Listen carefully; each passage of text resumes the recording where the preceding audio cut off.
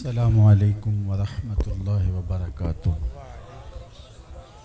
الحمد لولیہ والصلاۃ والسلام علی نبیہ وآلہ وصحبہ وبارک وسلم۔ قال اللہ تعالی وتبارک فی القرآن المجید والفرقان الحمید فی شان حبیبہ مخبرا وآمرا ان اللہ وملائکتہ یصلون علی النبی یا ایہا الذین آمنوا صلوا علیہ وسلموا تسلیما۔ اللہم صلی علی سیدنا و مولانا محمد معدن الجود والکرم وآلہ وصحبہ وبارک وسلم۔ حمد و تعریف و توصیف اللہ جل مجدہ الکریم کی ذات بابرکات کے لیے، جو خالق کائنات بھی ہے اور مالک شش جہات بھی۔ اللہ جل وعلا کی حمد و ثنا کے بعد رسول رحمت، شفیع معظم، نبی محتشم حضور ختم المرتبت صلی اللہ علیہ وآلہ وسلم کے حضور ناز میں اپنی عقیدتوں، ارادتوں اور محبتوں کا خراج پیش کرنے کے بعد عالی مرتبت صدر مجلس حاضہ، سجادہ نشین دربار عالیہ نقشبندیہ ہیبت پور شریف، دیگر صاحبزادگان، خلفائے اعظام، علماء کرام، حضرات سامعین، حاضرین، حاضرات، یاران طریقت، السلام علیکم ورحمۃ اللہ وبرکاتہ۔ میرے سے قبل آپ نے حضرت کا خطاب سماعت کیا اور بعد میں انہوں نے فکر انگیز باتیں اس عنوان سے سنی کہ ہم نے اپنے آپ کو کمزور کیا ہے اور لوگ ہم سے ٹوٹ ٹوٹ کے دوسری جانب جڑتے چلے گئے۔ یہ بہت فکر انگیز باتیں ہیں اور مجھے اور آپ کو اس پر بہت سوچ و بچار کرنا ہوگی اور اپنے آپ کو مرتب بھی کرنا ہوگا، منظم بھی کرنا ہوگا اور اپنی کوتاہیوں کا جائزہ بھی لینا ہوگا۔ میں اور آپ آج یہاں حاضر ہوئے ہیں تو یہ میری اور آپ کی عقیدتوں کا مرکز ہے۔ ہماری محبتیں اس آستانہ رحمت پہ شعور کی آنکھ کھلنے سے پہلے ہی وابستہ ہے، اور ابھی راستے میں مجھے میرے ایک ہم سفر دوست پوچھ رہے تھے کہ آپ کو کتنا عرصہ ہوا، تو میں نے کہا کہ یہ حضرت کا غالباً 43واں سالانہ عرس پاک ہے اور مجھے نہیں لگتا کہ کسی ایک عرس میں بھی میں غیر حاضر رہا ہوں۔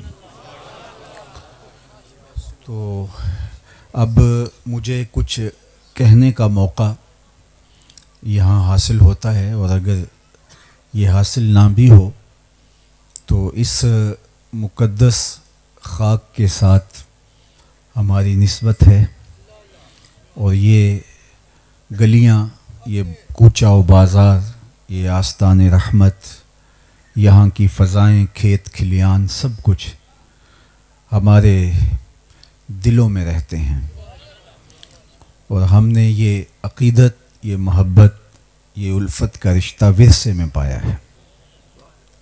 میرے والد گرامی رحمۃ اللہ تعالی علیہ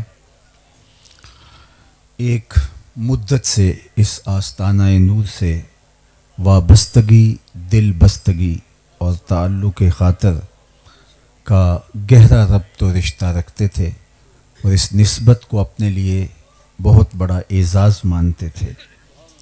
ان کی ساری پیاس یہاں سے بجھی، ان کی باطنی ضرورتوں کی تکمیل اسی دہلیز سے ہوئی۔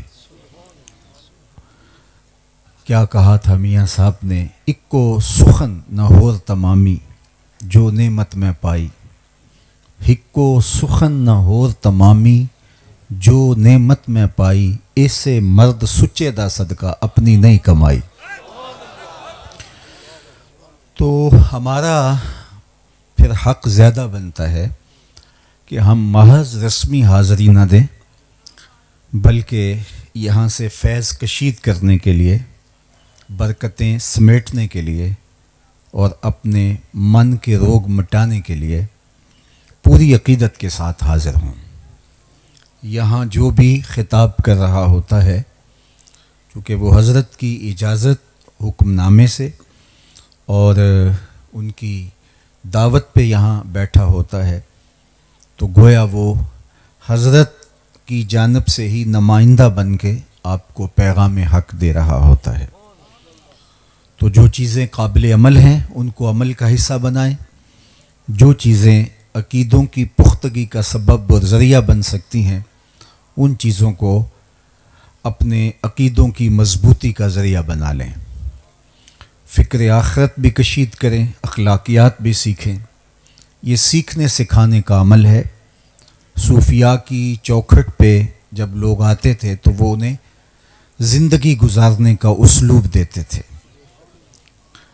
حضرت داتا گنج بخش علی حجویری علیہ رحمہ نے کشف المحجوب میں لکھا ہے کہ تصوف رسوم اور علوم کا نام نہیں، یہ اچھے اخلاق کا نام ہے۔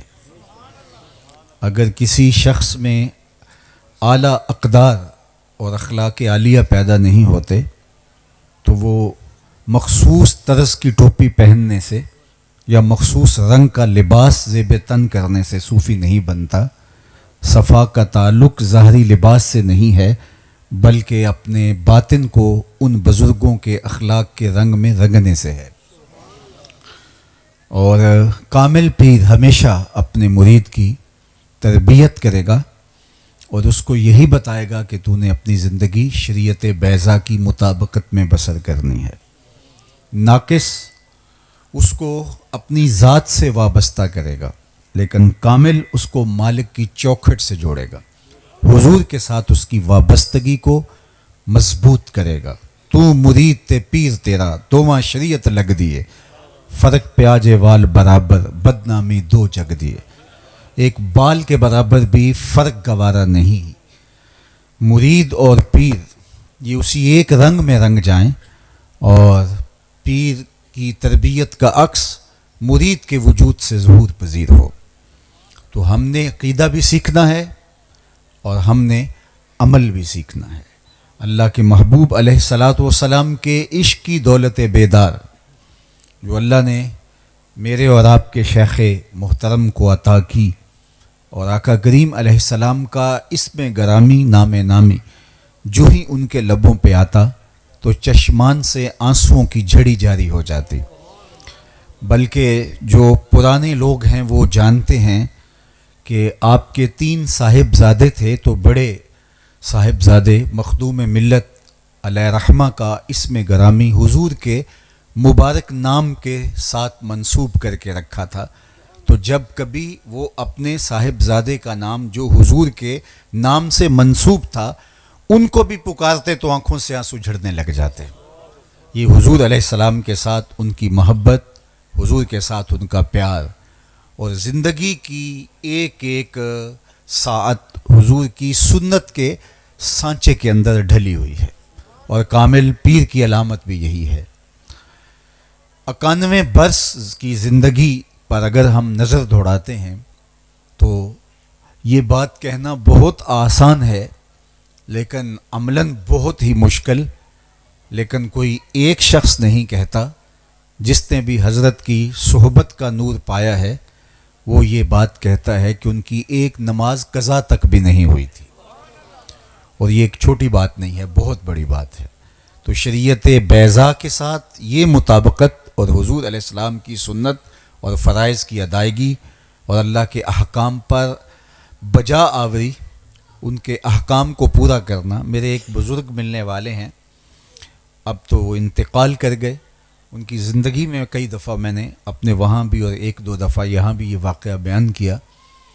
میں اس شخص کی بات کر رہا ہوں جس کی زندگی تقوی سے عبارت ہے۔ تتجافی جنوبہم عن المضاجع، ان کی کروٹیں بستروں سے الگ رہتی ہیں، خوف اور طمع میں رب کو پکارتے ہیں۔ سحری کے وقت اٹھ کے مصلی بچھاتے ہیں تو مصلی آنسوں سے بھیگ جاتا ہے۔ یاد خدا میں روتے ہیں، ذکر الہی کی گرمی اور حرارت ان کے وجود میں ارتعاش پیدا کر دیتی ہے، حتیٰ کہ کیفیت وجد پیدا ہو جاتی ہے. پھر آنکھوں میں ایسی مستیاں اترتی ہیں کہ جو ان آنکھوں میں آنکھیں ڈالتا ہے پھر اس کا بھی دل سنبھلنے نہیں پاتا ہے. تو وہ کیفیت عشق الہی کی. لیکن کہتے ہیں میں ایک دفعہ حضرت کو ملنے کے لیے آیا تو آپ ایسے ہی بیٹھے ہوئے تھے اور اپنا سر گھٹنوں میں جھکائے ہوئے. تو میں آپ کے سامنے آ کے بیٹھ گیا. تو جب انہوں نے محسوس کیا کہ کوئی شخص میرے سامنے ہے تو سر اٹھایا تو میں نے دیکھا کہ آنکھوں میں آنسو ہیں. تو میں نے کہا کہ حضرت آپ کیوں رو رہے ہیں؟ وہ بزرگ سیدھے سادے تھے. تو کہتے ہیں کہ فرمانے لگے اس سے ڈر بڑا آتا ہے. تو اگر میرا اور آپ کا پیر خشیت الہی اور خوف خدا کے اس درجے پہ فائز المرام ہے تو پھر ہمیں دلیری کے ساتھ جرم اور گناہ کرتے ہوئے شرم آنی چاہیے. اور ہم نے یہی سیکھنا ہے، یہی سمجھنا ہے اور یہاں آ کر کے خوف خدا اور خشیت الہی اور حضور علیہ السلام کی محبت کا جمال لینا ہے. انہوں نے اپنی ساری زندگی حضور علیہ السلام کی محبت میں بسر کی. اور حضور کی محبت کی علامت کیا ہے؟ حضور کی سنت کا اتباع. حضرت امام قرطبی علیہ رحمہ نے لکھا کہ اللہ سے محبت کی علامت قرآن سے محبت ہے، اور قرآن سے محبت کی علامت حضور علیہ السلام کی محبت ہے، اور آقا کریم علیہ السلام سے محبت کی علامت حضور کی سنت سے محبت ہے، اور آقا کریم کی سنت سے محبت کی علامت بدعات سے نفرت ہے. اور بدعت کی سب سے بہترین تفسیر اور تعریف حضرت شیخ احمد مجدد الفسانی علیہ رحمہ نے کی کہ بدعت وہ ہے جو رافع سنت ہو. تو اللہ کے بندے اپنی زندگیاں حضور کے بتائے ہوئے طریق کے مطابق بسر کرتے ہیں اور ہمیں ان سے یہی سبق سیکھنا ہے. اور جب صاحب عرس کے سالانہ عرس پہ ہم حاضر ہوتے ہیں، چونکہ زندگیاں بہت مصروف ہو گئی ہیں اور لمحہ لمحہ ہمارا جو ہے وہ ایک ایک ساتھ ہماری مصروف ہو گئی ہے، تو سال کے بعد اگر ہم آئیں تو کوئی بس آ کے ایسے ہی کہ میلے ٹھیلے کے ماحول کے اندر ہم نے اپنے آپ کو نہیں ڈھالنا ہے، بلکہ آدھا گھنٹہ، ایک گھنٹہ، ایک پورا دن جو بھی لمحے میسر ہوں، ہم نے پورے تفکر کے ساتھ دیکھنا ہے کہ ہمارے شیخ کی تعلیمات کیا ہیں اور ہم نے اپنی زندگی کے اندر ان تعلیمات کو اتارنا ہے. اور ان کی تعلیمات کوئی الگ سے نہیں ہے، کوئی نیا دین لے کر نہیں وہ آئے تھے، وہ وہی دین لے کر آئے تھے جو اللہ کے محبوب کے قلب اطہر پہ اترا ہے. اسی قرآن کی محبت انہوں نے سکھائی اور قرآن مجید کی تلاوت، اور تلاوت کے اندر خشیت الہی کی کیفیت اور آنکھوں سے اشکوں کی برسات. تو ہم نے قرآن مجید کو اس انداز سے پڑھنے کی مشق کرنی ہے. اللہ کے محبوب علیہ السلام نے ارشاد فرمایا کہ راتوں کو اٹھ کے قرآن پڑھا کرو اور قرآن پڑھتے ہوئے رویا کرو. فَإِلَّمْ تَبْكُوا فَتَبَاكُوا، اور اگر رونا نہ آئے تو رونے کی کوشش کیا کرو. حضرت داتا گنج بخش علی حجویری علیہ رحمہ سے ایک مرید نے کہا حضرت اگر رونے کی کوشش کریں پھر بھی رونا نہ آئے تو فرمایا پھر اپنے مقدر پہ رویا کرو. تم اتنے سنگ دل ہو گئے ہو کہ تم رونا چاہتے بھی ہو، تمہاری آنکھیں آنسوں کا خراج نہیں دیتی. تو یہ تو وہ آستان رحمت ہے جہاں کی مٹی کے ذروں سے بھی درد پھوٹتا ہے، جہاں کیفیت درد دل میں اترتی ہیں. اور یہاں آ کر ہم پانچگانہ نماز کو اس اہتمام سے پڑھیں کہ قرات کا لطف ہمیں نصیب ہو اور وہ نور ہمیں حاصل ہو. اور قرآن مجید ہمارے دردوں کا مداوا، ہمارے دکھوں کا علاج، بالخصوص فتنے کے اس دور میں بچنے کی صورت اللہ کی کتاب قرآن مجید ہے. سیدنا علی المرتضیٰ رضی اللہ تعالیٰ عنہ فرماتے ہیں کہ اللہ کے محبوب علیہ السلام نے فتنوں کا ذکر کیا تو میں نے عرض کیا حضور جب فتنے آسمان سے بارش کی طرح اتریں گے تو بچنے کی صورت کیا ہوگی؟ تو برجستہ فرمایا اللہ کی کتاب قرآن مجید. اس سے وابستہ ہونے والا فتنوں سے بچ جائے گا اور اپنی زندگی کی حفاظت پاکیزہ کتاب قرآن مجید کے ذریعے سے ہو سکتی ہے. تمہارا رب سے ہم کلام ہونے کو جی چاہے، اپنے رب سے باتیں کرنے کو جی چاہے تو فرمایا قرآن کھول کے بیٹھ جاؤ. یہ رب سے ہم کلام ہونے کے مترادف ہے. حضرت سہل بن عبداللہ تستری کسی جنگل میں رہتے تھے. کچھ لوگ انہیں ملنے گئے تو واپس پلٹتے ہوئے کسی نے کہا حضرت جنگل میں رہتے ہو, تنہائی میں راتیں اور دن کیسے کٹتے ہوں گے, آؤ نا شہر میں, تمہارے مزاج کے لوگ مل جائیں گے. فرمایا کہ تمہیں کس نے کہا میں تنہا رہتا ہوں؟ کہا کسی نے کیا کہنا, ہم آنکھوں سے دیکھ رہے ہیں کہ آپ تنہائی کاٹ رہے ہیں. فرمایا تم نے غلط دیکھا, میں تنہا نہیں ہوں. جب میرا اس کی باتیں سننے کو جی چاہتا ہے تو میں قرآن کھول کے بیٹھ جاتا ہوں, اور جب اس سے باتیں کرنے کو جی چاہتا ہے تو میں نماز کے لیے کھڑا ہو جاتا ہوں. کبھی اپنی سناتا رہتا ہوں, کبھی اس کی سنتا رہتا ہوں. تمہیں کس نے کہا میں تنہا رہتا ہوں؟ میں تو لمحہ لمحہ اپنے رب کے ساتھ رہتا ہوں. تو اس پاکیزہ کتاب کے ساتھ ہم اپنی زندگی کو جوڑ لیں. یہ کتاب ہمارے اندر نور پیدا کر دے گی, روشنی پیدا کر دے گی. گر تمی خواہی مسلمہ زیستن, نیست ممکن جز بقرآن زیستن. اقبال نے کہا اگر تو مومن بن کے جینا چاہتا ہے تو قرآن کے بغیر تیرا ایک سانس بھی نہیں گزر سکتا. بلکہ آگے چل کے کہا فاش می گوئم آنکھ در دل مزمرست, این کتابیں نیز چیزیں دیگرست. میں وہ کھل کے کہہ دوں جو میرے سینے میں پوشیدہ ہے, یہ کتاب نہیں, یہ کوئی اور ہی چیز ہے. یہ زندگی بخش حیات آفریں کتاب ہے جو من کی روشنیوں کا سبب و ذریعہ بنتی ہے, اور اس کتاب سے جڑنے والا گمراہ نہیں ہو سکتا. میرے اور آپ کے آقا و مولا نے اس امت کو لاوارث نہیں چھوڑا. فرمایا میں تمہارے اندر دو بھاری چیزیں چھوڑ کے جا رہا ہوں, جن کو حضور بھی بھاری کہہ رہے ہیں, وہ کتنی بھاری ہوں گے. اللہ اکبر. ان میں اولہما کتاب اللہ فیہ الہدی والنور فخذوا بکتاب اللہ واستمسکوا بہ. ان میں سے پہلی چیز اللہ کی کتاب, جس کو مضبوطی سے پکڑ لو. بلکہ فرمایا کہ یہ آسمان سے زمین کی طرف اللہ کی لٹکتی ہوئی رسی ہے, اگر تم اس کو پکڑ لو گے تو تم کبھی بھی گمراہ نہیں ہوگے. اس کتاب کے ساتھ وابستگی ہی ہماری نجات کی ضمانت ہے. ابھی اسرائیل کے حوالے سے بات ہو رہی تھی, اور آج ہم دنیا کے اوپر پٹ رہے ہیں, لٹ رہے ہیں, کٹ رہے ہیں, ہمارا خون بہہ رہا ہے. 56-57 اسلامی ملک اس دنیا کے معمورے پہ ہونے کے باوصف ہمیں استرداد کا ویٹو کا حق حاصل نہیں ہے. دنیا کے اوپر 2 ٹکے کی ویلیو ہماری نہیں رہی. اس کی وجہ کیا؟ ہم نے قرآن کو چھوڑا ہے. اقبال علیہ رحمہ نے جب شکوے کی زبان کھولی تو ان کا لہجہ تھوڑا تلخ ہو گیا تھا.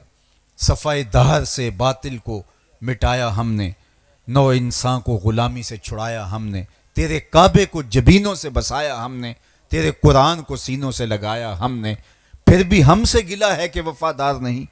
ہم وفادار نہیں, تو بھی تو دلدار نہیں. لہجہ بہت تلخ ہو گیا, لیکن جب جواب آیا تو سارا نشہ اترتا ہے. لفظ وہی ہیں, صرف صیغہ بدلتا ہے. اب آواز ادھر سے آ رہی ہے, اور اقبال اپنے انداز میں اس آواز کو قوم تک پہنچا رہے ہیں. جب یہ کہا کہ ہم نے یہ کیا, ہم نے وہ کیا, اور آج ہمارے ساتھ یہ ہو رہا ہے, تو جواب آیا صفائے دہر سے باطل کو مٹا. قرآن سے جڑے تھے تو ہماری تعداد اتنی نہیں تھی, صرف 313 تھے.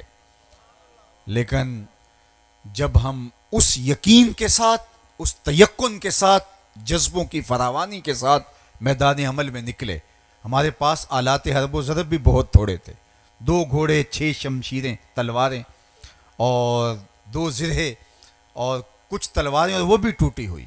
کسی کا دستہ ٹوٹا تھا, کوئی زہر میں بجھنے والی تھی, کسی کو دندانے پڑے ہوئے تھے, اور جن کے پاس تلواریں نہیں تھی انہوں نے کھجوروں کے ڈنڈے توڑ لیے تھے. یہ اللہ کے مجاہد تھے, چلے تھے جنگ کرنے کو. اور یہودیوں نے کہا مسلمانوں لڑائیاں تو آلات حرب و ضرب کے ساتھ ہوتی ہیں, تم کس بل بوتے پہ جا رہے ہو؟ تو حضور چادر اوڑے اوڑے آگے آگے چل رہے تھے. تو انہوں نے اشارہ کر کے کہا نہ تیغ و تیر پر تکیہ, نہ خنجر پر, نہ بھالے پر, بھروسہ ہے تو اس سادہ سی کالی کملی والے پر. تو پھر اگلے دن عظیمت کی جو انوکھی اور البیلی داستانیں اہل ایمان رقم کی, میرے رب نے بھی اس دن کو یوم فرقان کہہ کے پکارا تھا. ان 313 نے ایک تاریخ رقم کر دی, اور آج 56-57 اسلامی ریاستیں ہیں جس میں ہم خیر سے جو ہیں وہ ایٹمی طاقت بھی ہیں, جوہری توانائی بھی رکھتے ہیں, آلات حرب و ضرب ہمارے پاس فراواں ہیں, دور تک مار کرنے والے میزائل ہم رکھتے ہیں. اور ایک چھوٹا سا ٹکڑا اسرائیل, اس نے عربوں کے اندر بیٹھ کر کے مسلمانوں کا آئے دن کچھ تو خون کرنا معمول رکھا ہے, اور کوئی اس کے سامنے بات کرنے کی ہمت نہیں رکھتا. مذمت بھی کی جاتی ہے تو جچے تلے لفظوں کے ساتھ کہ کسی کو برا نہ لگ جائے. اور یہ ہماری حالت، ہماری کمزوری ایمان اور کتاب رحمت ہماری زندگی سے نکل گئی تو آج ہم یہاں کھڑے ہوئے، ورنہ ہم تو بہت تھوڑے تھے اور کفر ہم سے کامتا تھا۔ دو سپر طاقتوں کو مسلمانوں نے طاقت جو ہے وہ شکست دی ہے، رومن امپائر اور پرشین امپائر، اس دور کی بڑی طاقتیں تھیں، لیکن رومی جب آئے تو 1,00,000 کا لشکر تھا اور مسلمان صرف 10,000 تھے، اور ناک کو چنے چبوائیں، یہ تاریخ ہے ہماری۔ 31,500 سال تک جن کی حکومت کا ناقوس بجتا تھا، یہ تھوڑا عرصہ نہیں ہے حکومت کا، یہاں تو 5 سال کے لیے حکومتیں بنتی ہیں، اور جیسے بنتی ہیں وہ بھی آپ کو پتہ ہے، اور پھر 2-3 سال کے بعد ڈولنے لگ جاتی ہیں، اور لوگ اس پہ ناز کرتے ہیں کہ جناب ہم اس ملک کے وزیر یا وزیر اعظم رہے ہیں، وہ 5 سال جن جو ہے وہ جھٹکوں میں زندگی گزارتے ہیں اس پہ ناز کرتے ہیں، لیکن اس حکومت کا ناقوس 31,500 سال بجتا رہا، یکے بعد دیگر اسے خاندان کے 150 حکمران تخت نشین رہے آل ساسان کے، لیکن جب مسلمانوں کے مقابلے میں وہ آئے تو وہ جو اونٹوں کی پشتوں کے اوپر بغیر زین ڈالے ہوئے میدان عمل میں نکلے تو پھر وہ مقابلہ نہ کر سکے، اور وہ بہار چین جس پر ناز تھا، فخر تھا کہ اگر کوئی شخص اس قالین کے اوپر بیٹھ جاتا شہنشاہ ایران کے پاس جھنڈا لہرانے لگ جائے گا۔ سنو میرے اور آپ کے آقا و مولا حضور ختمی المرتبت صلی اللہ علیہ وآلہ وسلم کا فرمان، پتھر، مٹی اور اینٹوں سے بنا ہوا کوئی گھر، چمڑے اور اون سے بنا ہوا کوئی خیمہ ایسا باقی نہیں بچے گا جہاں کلمۃ الاسلام داخل نہیں ہو۔ آج اگرچہ ہم ذلت پستی کی زندگی گزارنے پہ مجبور ہیں اور لوگوں کا یقین بھی متزلزل ہو گیا ہے، لیکن حضور علیہ السلام کی اس حدیث کی روشنی میں ہمیں پورا یقین ہے، اللہ کا وعدہ سچا ہے، هو الذی ارسل رسولہ بالہدی ودین الحق لیظہرہ علی الدین کلہ، تمام ادیان پہ دین اسلام نے غالب ہونا ہے، اور وہ وقت انشاءاللہ آنے والا ہے کہ شرق سے لے کر غرب تک اور شمال سے لے کر جنوب تک کائنات میں کوئی چھت ایسا نہیں ہوگا جہاں حضور کے نام کا جھنڈا نہیں لہرا رہا، اور انشاءاللہ وہ وقت آ کے رہے گا، اور وہ تب آئے گا جب ہم اپنی زندگیاں اس کتاب رحمت کے ساتھ جوڑ دیں گے۔ دوسری بات، ہمیں اپنی زندگیوں کو حضور کے بتائے ہوئے طریق کے مطابق مرتب کرنا ہے، ان کی سنت کے سانچے میں ڈھال لینا ہے، پھر ہم سر بلند ہیں، پھر ہم سر خرو ہیں، اور پھر ہم دنیا سے مات نہیں کھا سکتے۔ دنیا ہمارے روب سے تھر تھر کانپے گی جب ہم ان کے ہو جائیں گے، اور شریعت بیضا پہ عمل کرنا کوئی مشکل عمل نہیں۔ ہمارا دعویٰ عشق ہے، میں اور آپ ہم یہ کہتے ہیں ہم عاشق رسول ہیں۔ عشق تو بہت بڑی طاقت کا نام ہے، عشق تو پہاڑوں کو بھی رائے کر دیتا ہے، دو نیم ان کی ٹھوکر سے صحرا و دریا، سمٹ کر پہاڑ ان کی ہیبت سے رائے۔ محبت تو جو ہے وہ پہاڑوں کو بھی زیر و زبر کر کے رکھ دیتی ہے۔ ہم تو اچھے مسلمان کے اچھے انسان بھی نہیں بن سکے، ہمارے رویے، ہمارا طرز زندگی، ہمارا انداز معاشرت، اس پہ ہم غور کریں۔ میرے یہاں بہت بڑا بیج لگا ہو اور اس کے اوپر عاشق رسول لکھا ہو، لیکن میرا عمل یہ ہے کہ میں دودھ میں پانی ڈالتا ہوں، اور میں جو ہے میرے سینے کے اندر اسی بیج کے نیچے جو دل رکھا ہے وہ بغض اور نفرت سے بھرا ہوا ہے، تو میاں میں کس سے فراڈ کر رہا ہوں، کس سے دھوکہ کر رہا ہوں؟ عشق تو ناممکنات کو بھی ممکن بنانے کا فن جانتا ہے، اور محبوب کا وہ حکم اگرچہ عملاً اس کو بجا لانا ممکن نہ بھی ہو، پھر بھی کندھے کے اوپر تیشہ رکھ کے فریاد نہر کھودنے نکل جاتا ہے۔ مجھے بتائیے کہ پتھروں سے چشمے تو نکلا کرتے ہیں، کبھی دودھ کی نہریں بھی پھوٹی، لیکن جب شیریں کا حکم نامہ ملتا ہے تو فریاد تیشہ اٹھائے اپنے کندھے پر پہاڑوں کو کھودنے نکل پڑتا ہے۔ میرے اور آپ کے آقا و مولا نے تو ہمیں ایسا کوئی حکم نہیں دیا جو ہمارے اوپر شاق ہو اور جس کا روح بعمل ہونا مشکل ہو، بلکہ فرمائے لولا ان اشق علی امتی لامرتہم السواک، اگر میں اپنی امت پر اس کو مشکل نہ جانتا تو میں ہر نماز کے ساتھ، ہر وضو کے ساتھ ان کو مسواک کرنے کا حکم دیتا، لیکن یہ امت پہ شاق ہو جائے گا۔ یعنی حضور علیہ السلام نے تو ایسا حکم جو ہمارے اوپر شاق گزرے، ہمارے اوپر مشکل ہو جائے، ہمارے محبوب نے تو وہ بھی ہمیں حکم نہیں دیا۔ اور دنیا کی محبت اور دنیا کے پیار کا دم بھرنے والا جو ہے وہ پہاڑوں سے نہر کھودنے نکل پڑتا ہے، تو مجھے بتاؤ اگر ہم محبوب کے بتائے ہوئے آسان طریق کو بھی اختیار نہیں کرتے اور دعوی عشق کرتے ہیں، تو پھر مجھے بتائیے ہم تو فرحات سے بھی نیچے آ گئے. کس منہ سے کرتے ہو دعوی عشق سودا؟ تم سے تو یہ بھی نہ ہو سکا. ہم نے تو اپنی زندگیاں اور اپنے شب و روز ان کی چاہتوں کی محبت میں ڈالے ہی نہیں. اور کس انداز سے ہم یہ کہہ سکتے ہیں کہ ہم عاشق رسول ہوتے ہیں؟ تو میری زبان کی نوک پہ دین نہیں اترا، میرے یہاں لگے ہوئے بیٹ سے میرے عشق کا تعارف نہیں ہوگا، میرے عمل سے، میرے وعدے سے، میرے رویے سے، میری رشتہ داریوں کے ساتھ اسلوب سے، طریق سے پتہ چلے گا کہ میں حضور علیہ السلام کے بتائے ہوئے طریقے کے مطابق. اور جنہوں نے حضور علیہ السلام کی محبت کے سانچے میں اپنے آپ کو ڈال دیا، محبوب کا حکم تو بڑی بات ہے، انہوں نے محبوب کی منشا کو بھی سمجھا. مدینہ المنورہ کی ایک گلی سے میرے حضور علیہ السلام گزر رہے تھے اور ایک ایسا مکان بن رہا تھا جو طرز تعمیر حضور کو پسند نہیں تھی. رک کے اتنا پوچھا یہ مکان کس کا ہے؟ کہا فلاں انصاری کا. کچھ نہیں کہا، گزر گئے. کسی نے اس انصاری صحابی کو جا کے بتایا. حضور گزرتے ہوئے چند لمحوں کے لیے رکے تھے اور پوچھا تھا یہ مکان کس کا ہے. ہم نے بتایا. چہرہ انور کے اوپر آثار پسندیدگی ہم نہیں دیکھے، شاید پسند نہیں آیا. اس نے کدال پکڑا اور اس کو زمین بوس کر دیا. 2-4 دن کے بعد دوبارہ گزران ہوا تو وہاں مٹی کا ڈھیر پڑا ہوا تھا. تو آقا کریم نے فرمایا اسے بلاؤ. بلایا گیا. کہا میں گزرا تھا، تیرا مکان دیکھا تھا، آج مٹی کا ڈھیر دیکھ رہا ہوں، کیا ہوا؟ عرض کی حضور میں نے گرا دیا. فرمایا کیوں؟ عرض کی سنا تھا آپ کو پسند نہیں، سنا تھا آپ کو پسند. میں سر سے لے کر پاؤں تک دیکھوں میرا کیا کیا حضور کو پسند نہیں. عقیقے سے لے کر ولیمے تک دیکھوں کیا کیا حضور کو پسند نہیں. نجی زندگی سے لے کے طرز سیاست تک دیکھوں کیا کیا حضور کو پسند نہیں. محمد دی زیارت محمد دے رنگ وچ اے ٹھگ بازیاں جانے پیارا محمد. اگر ان سے محبت کا ربط قائم کیا ہے تو پھر ان کے رنگ کو اختیار کرنا پڑے گا. یہ نہ ہو کہ لوگ تمہیں پوچھیں تم کون ہوتے ہو، تمہیں بتانا پڑے صاحب مسلمان ہوتے ہیں، یہ دیکھو مذہب کے خانے میں اسلام لکھا ہے. نہیں، تم دور سے چلے آ رہے ہو، لوگ پہچان کے کہیں وہ دیکھو حضور کا غلام آ رہا ہے. نور آنکھوں میں تو چہروں پہ اجالے ہوں گے، مصطفیٰ والوں کے انداز نرالے ہوں گے. دنیا میں بھی ان کے دم سے مقدر چمکا، محشر میں بھی ان کی رحمت کے حوالے ہوں گے. جب ان سے دعوی عشق کیا ہے تو پھر ان کی پسند ناپسند کو اختیار کرنا ہوگا. ایک صحابی حضور سے سلام کرنے کے لیے آگے بڑھے، سلام کہا تو آقا نے رخ پھیر لیا. سمجھے شاید اتفاقاً ایسا ہو گیا تو جدھر رخ پھیرا ادھر سے جا کے سلام کیا.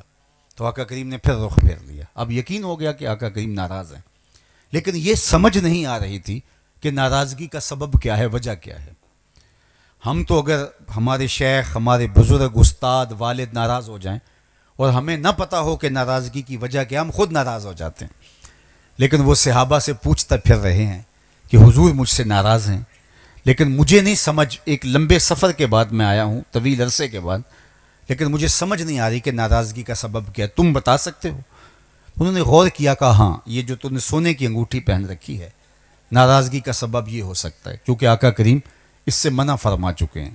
سونے سے، چاندی سے، ریشم سے منع کر دیا. اس کو آتش دوزخ کا انگارہ قرار دیا حضور نے. تو حضور کی ناراضگی کا سبب شاید یہ ہو. وہ آگے بڑھے، انگوٹھی اتار کے حضور کو پیش کرتے ہوئے کہا حضور اس وجہ سے ناراض ہیں، یہ رہی. آقا کریم نے پکڑی اور یوں پھینک دی. ناراضگی کی وجہ یہی تھی، ختم ہو گئی. گفتگو چلتی رہی دیر تک، حضور ہم کلام رہے. مجلس اختتام کو پہنچی، لوگ واپس پلٹنے لگے تو یہ بھی واپس جانے لگے. تو کسی نے بازو سے پکڑ کے کہا وہ انگوٹھی تو اٹھا لو، تم تو شرعن نہیں پہن سکتے، تمہاری بیوی تو پہن سکتی ہے نا، تو قیمتی دھاتا اٹھا لو. تو سنو صحابی نے کیا جواب دیا. اس نے کہا واللہ لا آخذہ وقد طرحہ رسول اللہ صلی اللہ علیہ وآلہ وسلم، اللہ کی قسم میں اس کو کبھی نہیں اٹھاؤں گا جس کو میرے حضور نے پھینک دیا ہے. یہ سونا ہے، چاندی ہے، ہیرا ہے، لال ہے، پکھراج ہے، پڑا رہے، نہیں اٹھاؤں گا. جس کو میرے حضور نے پھینک دیا میں کیسے اٹھا سکتا ہوں؟ میں اور آپ غور کریں، کوئی ایسی عادت تو نہیں اٹھائے پھر رہے جس کو حضور نے پھینک دیا؟ کوئی ایسا رویہ تو نہیں اٹھائے پھر رہے جو حضور نے پھینک دیا؟ کوئی ایسی دوستی تو نہیں اٹھائے پھر رہے جس کو حضور علیہ السلام نے پھینک دیا؟ کوئی ایسا کاروبار تو نہیں اٹھائے پھر رہے جس کو حضور علیہ السلام نے پھینک دیا؟ محمد دی زیارت محمد دے رنگ وچ اے ٹھگ بازیاں جانے پیارا محمد. تو جب ہم نے ان کے ساتھ محبت کا دعویٰ اور محبت کا ربط قائم کیا ہے، تو محبت اور عشق تو یہ بہت اوپر والی چیز ہے. ہمیں تو ابھی ابتدائی مرحلے کے اندر جو الفت کا ابھی ابتدائی رنگ چڑھتا ہے، اگر وہ رنگ بھی ہمارے اوپر نہیں چڑھا تو پھر ہم دعویٰ عشق نہ کریں، بلکہ اپنے آپ کو، بلکہ اقبال نے وہ جو کہا تھا کہ اے بلبل شوریدہ تیرا نغمہ خام ہے، ابھی کچھ اور مدت کے لیے اپنے سینے میں سے تھام، ابھی تیرا نغمہ پختہ نہیں ہوا، ابھی کچا ہے، تیرا عشق ابھی پختہ نہیں ہوا. عشق پختہ ہوگا تو پھر تجھے دیکھ کر کے یار کی یاد آئے گی. اہل اللہ کی علامت یہی بیان کی گئی، اذا رؤوا ذکر اللہ، جب تم ان کو دیکھو تمہیں خدا یاد آ جائے. حضرت سیدنا صدیق اکبر رضی اللہ تعالی عنہ حضور کی محبت کے سانچے میں ایسے ڈلے. آپ تاریخ پڑھیے گا کہ حضور علیہ السلام پر جب پہلی وحی نازل ہوتی ہے تو حضور علیہ السلام واپس گھر آئے اور سیدہ خدیجۃ الکبریٰ سے کہا زملونی، مجھے چادر اڑا دو. تو انہوں نے کہا کہ آپ کیوں پریشان ہوتے ہیں؟ کلا واللہ لا یخزیک اللہ ابدا، آپ کا رب آپ کو کبھی بھی پریشان نہیں ہونے دے گا. وہاں حضور کے لیے انہوں نے کچھ لفظ کہے، سنیے. صحیح بخاری میں روایت، باب بدء الوحی ہے، کتاب الوحی ہے. فرمایا انک لتصل الرحم وتحمل الکلہ وتکسب المعدوم وتقری الضیف وتصدق الحدیث وتعین علی نوائب الحق. آپ کا رب آپ کو کبھی بھی بے آبرو نہیں ہونے دے گا، تنہا نہیں چھوڑے گا. آپ کا رب آپ کو پریشان نہیں ہونے دے گا. کیوں؟ اس لیے کہ آپ ہمیشہ صلہ رحمی کرتے ہیں. آپ جس کا کوئی بوجھ اٹھانے والا نہیں اس کا بوجھ اٹھاتے ہیں، جس کا کوئی کمائی کرنے والا نہیں اس کی ضرورت کو پورا کرتے ہیں.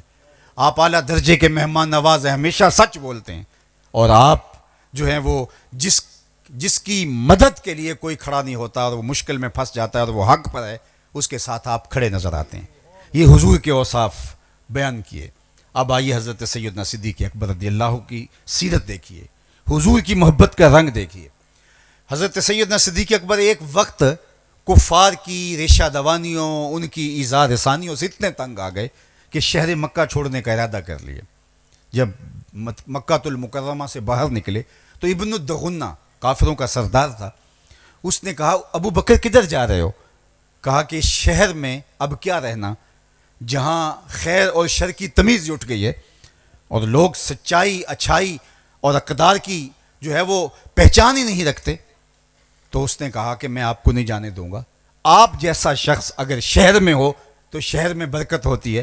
آپ جیسے شخص کو نہ شہر چھوڑنا چاہیے اور نہ ہم چھوڑنے دیں گے آپ کو. میں آپ کو امان دیتا ہوں.